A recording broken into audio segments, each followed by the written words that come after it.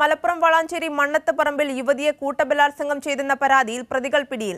യുവതിയുടെ സുഹൃത്തുൾപ്പെടെ 3 പേരെ വളാഞ്ചേരി പോലീസ് കസ്റ്റഡിയിലെടുത്തു. ജൂൺ 16-ാം തീയതി രാത്രിയിൽ വീട്ടിലുറങ്ങുമ്പോൾ അതിക്രമിച്ചു കടന്ന 3-അംഗ സംഘം ബലാത്സംഗം ചെയ്തെന്നാണ് യുവതിയുടെ പരാതി.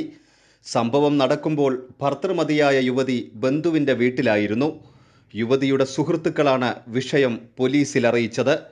കണ്ടാലറിയാവുന്ന ആളുകളാണ് സംഭവത്തിന് പിന്നിലെന്നാണ് യുവതി മൊഴി നൽകിയിരുന്നത്. സംഭവത്തിൽ 3 പേർ പോലീസിന്റെ കസ്റ്റഡിയിലുണ്ട്. വളാഞ്ചേരി പീടികപ്പടി സ്വദേശികളാണ് 3 പേരും. യുവതിയുടെ ആൺസുഹൃത്തും കൂട്ടുകാരുമാണ് പിടിയിലായവർ. പരാതിയിൽ കൂടുതൽ വ്യക്തത വന്നതിന് ശേഷമായിരിക്കും തുടർ നടപടികൾ. യുവതിയെ മഞ്ചേരി മെഡിക്കൽ കോളേജിൽ പ്രവേശിപ്പിച്ചിട്ടുണ്ട്. തിരൂർ ഡിവൈഎസ്പി PP ഷംസുവിനാണ് അന്വേഷണ ചുമതല. കൈരളി ന്യൂസ്, മലപ്പുറം.